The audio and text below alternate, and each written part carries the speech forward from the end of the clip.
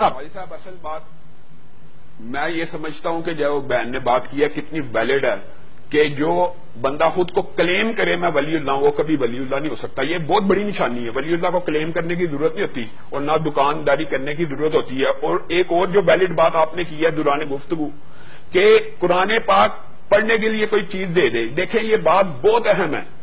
کوئی مفلوج ہے یا بچہ میں اس کی بات نہیں کرتا لیکن ایک بات بتلائیں. نبی کریم صلی اللہ علیہ وسلم نے فرمایا میں آپ سے سوال پوچھتا ہوں. آب زمزم ہے اس میں شفا ہے, شہد میں شفا ہے. کیا کوئی بندہ زمزم لٹکا کے پھرنا شروع کر دے یا شہد لٹکا کے پھرنا شروع کر دے اس کو شفا مل جائے گی؟ پیے گا یا کھائے گا کوئی چیز جس میں شفا بتائیے تو ہی ملے گی نا. تو قرآن پاک میں شفا اس سے انکار نہیں ہے لیکن کیا لٹکانے سے ملے گی کہ پڑھنے سے ملے گی؟ اور عجیب و غریب فلسفہ پتا کیا ہے؟ قرآن پاک کی آیت جی پیر صاحب نے لکھ دی ہے الماری کے اندر جا کے میں یہ تعویذ رکھوں گا گھر میں برکت کا نزول ہو جائے گا. اب اللہ کے بندے گھر کے اندر تم نے 10 12 قرآن کے نسخے الماریوں میں رکھے ہوئے ہیں. پورے قرآن سے برکت نازل نہیں ہو رہی. پیر صاحب نے آیت لکھ دی ہے برکت نازل ہو گئی ہے. یہ کیا کنسپٹ ہے؟ اور جس کا ذکر آپ کر رہے ہیں ضیاء الحق کے دور کے اندر میں آپ کو ایک بات بتاتا ہوں. اللہ تعالیٰ ہمارے سب کے گناہوں کو معاف فرمائے. نبی کریم صلی اللہ علیہ وسلم نے تو ارشاد فرمایا جو صرف عراف کاہن نجومی کے پاس چلا جائے 40 دن کے لیے تو اس کو یہ پلنٹی ملتی ہے کہ وہ عبادت کرتا بھی رہے نہ مال میں درج نہیں ہو رہی, صرف فرض پورا لکھا جا رہا ہے. یعنی عبادات بھی اس سطح کے اوپر قبول نہیں ہوتی. اگر یہ شرک کے سارے دندے ہیں اور ولی اللہ جو بندہ ہوتا ہے اس کو خود کلیم کرنے کی کبھی ضرورت پڑتی ہی نہیں ہے کہ میں ولی اللہ. کیا ولی اللہ دکاندار ہوتا ہے؟ کیا وہ دکان کھول کے بیٹھا ہوا؟ پھر جو بات علامہ صاحب نے کی اور آپ نے کی ہے کہ یہ خود محتاج ہیں, خود مجبور ہیں, خود پیسے لے کے نذرانے لے کے سیاست دانوں سے. اور اسلام میں پاپائیت کا بھی کوئی تصور موجود نہیں ہے کہ دن میں سارا وقت گناہ کرتے رہے, شام کو پیر صاحب کو بعض دیگ دی یا صدقہ یا نذرانہ چڑھایا گناہ معاف ہو گئے. یہ تو اسلام کے اندر اس قسم کی کسی بھی قسم کی کوئی بھی بات موجود نہیں. میں صرف ایک بات اور کہنا چاہوں گا کہ ہمارے معاشرے کے اندر تو یہ معاشرہ ہے بلی رستہ کاٹ دیا سفر نہیں کرنا. نبی کریم صلی اللہ علیہ وسلم نے ارشاد فرمایا جو بندہ بد فالی لیتا ہے وہ اس بد فالی کے اوپر ایمان لاتا ہے اور میرے اوپر نازل ہونے والی شریعت کا انکار کرتا ہے. ہمارے معاشرے کے اندر کالی بلی راستہ کاٹ جائے تو لوگ اپنا سفر بدل دیتے ہیں. اور صبح جب دکاندار کہتا ہے میری پہلی سیل ہے میں نے اس بندے کو ادھار نہیں دینا, سارا دن ادھار آتا رہے گا. دیکھیں یہ اسلام سے کتنی متضاد باتیں ہیں. ارے اللہ کے بندے اگر تو اس بندے کو اللہ کے لیے رعایت کرتا ہے یا ادھار دیتا ہے تو تیرے کاروبار میں برکت آئے گی. شام بھائی مجھے ایک بریک لینی ہے, بریک کی طرف جا.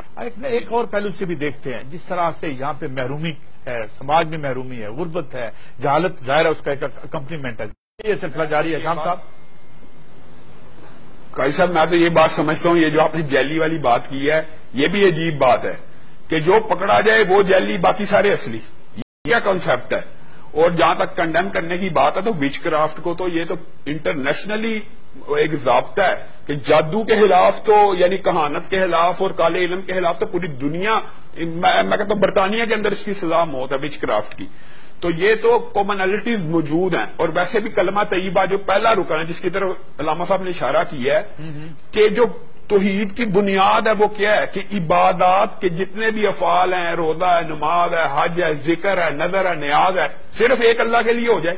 اگر یہ انسان کلمے کے اوپر ہی عمل کر لے, اپنی ساری عبادات ایک اللہ کے لیے خالص کر لے تو یہ مخلوقات اور یہ جو جیلی پیر اور یہ سارے کا سارا جو ڈھونگ ہے ختم ہو جائے گا اور اس کے اوپر قانون سازی. شام صاحب کیا علماء کا کردار رہا ہے ان کو روکنے میں؟ کوئی کردار رہا ہے علماء کا؟ میرا خیال ہے کہ سب سے زیادہ علماء نے ہی کردار ادا کیا معاشرے میں ان لوگوں سے بچانے کے لیے اور ان لوگوں کو آگاہی دینے کے لیے کہ یہ جادوگر ہیں, یہ کاہن ہیں, یہ شیطانی علوم ہے, یہ اولیاء اللہ نہیں ہے. میرا خیال ہے کہ سب سے زیادہ کردار اس حوالے سے علماء کا. اور جو امین شہیدی صاحب کہہ رہے ہیں ملی یکجہتی کونسل میں دیکھیں, ہم بھی شہیدی صاحب بھی سارے مسالک کے لوگ, ہم مل بیٹھ کے انہی امور کے اوپر ڈسکشن ہوتی ہے کہ کوئی مشترکہ لاہے فرقہ جو بھی ہو, حیا ہر فرقے میں ہے, جادو کے خلاف ہم ہر فرقے میں ہیں. میوزک ہر فرقہ غلط سمجھتا ہے, موسیقی بدروح کی غذا تو ہو سکتی ہے لیکن نیک روح کی غذا کسی فرقے کے نزدیک نہیں ہے. تو یہ باتیں تمام یہ مسالک کے اندر بسم اللہ الرحمن الرحیم. قاضی صاحب سب سے پہلی بات تو یہ ہے کہ ہمیں یہ دیکھنا ہے کہ اسلام کے اندر اس طرح کی چیزوں کے کیا احکامات ہیں.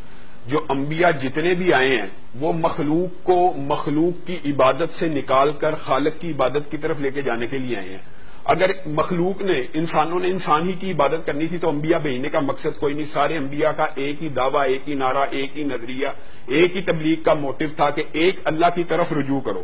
اور جتنی بھی توہم پرستی، وہم عربی میں ایسی چیز کو کہتے ہیں لا شیء، اصل میں جو چیز موجود نہ ہو لیکن انسان کے دماغ میں اس کا خوف بیٹھ جائے، یہ جو لا شیء ہے، اسی چیز سے نکالنے کے لیے انبیاء نے ساری کی ساری زندگی تبلیغ کی ہے. مجھے ایک بات بتلائیں، جو آپ نے ابھی تمہیدی طور پہ بات کی ہے اس کے اندر آپ نے ایک نہایت خوبصورت بات کی ہے کہ ستاروں کی چال، کسی کے ستارے ہوتے ہیں، ستاروں کے پیچھے نبی کریم صلی اللہ علیہ وسلم نے واضح طور پر ایک رات کو ارشاد فرمایا کہ کل رات بارش ہوئی اور بعض لوگ کافر ہو گئے اور بعض لوگ پکے مومن ہو گئے صرف ایک بارش سے. کیسے؟ نبی کریم صلی اللہ علیہ وسلم پوچھا گیا یہ کیسے ہوا؟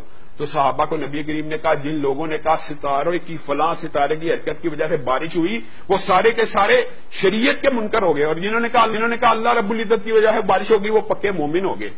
اگر جمیع افعال کائنات کا خالق مالک اللہ کو ماننا ہے تو یہ توہم پرستی اس کی اسلام میں تو سرے سے کوئی گنجائش موجود نہیں. جیسے کہ علامہ صاحب اور کشمالہ بہن یہاں پہ کہہ رہی ہیں جو شخص شریعت سے دور ہو، نمازیں نہ پڑھتا ہو، نہاتا نہ ہو، صفائی کا خیال نہ رکھتا ہو، وہ کیسے ولی ہو سکتا ہے؟ اور یہ ایک مسلمہ قانون ضابطہ یاد کر لینا چاہیے سامعین کو بھی اور ہم سب کو کہ جو ہوا میں اڑے، آگ پہ چلے، پانی پہ چلنے کا دعویٰ کرے وہ ولی اللہ نہیں ہو سکتا، وہ کاہن جادوگر شیطان تو ہو سکتا ہے. ٹھیک ہے. اور میں جزوی سے اختلاف کروں گا، بالکل ٹھیک بات علامہ صاحب نے کی ہے کہ تعویذ کا کنسپٹ اگرچہ اسلام میں موجود ہے لیکن اس طرح موجود نہیں ہے کہ مخلوق کے پاس جانا ہے. اس کے بھی طریقے اللہ رب العزت نے قرآن حمید میں ارشاد فرما دیا کہ قل اعوذ برب الفلق، شام صاحب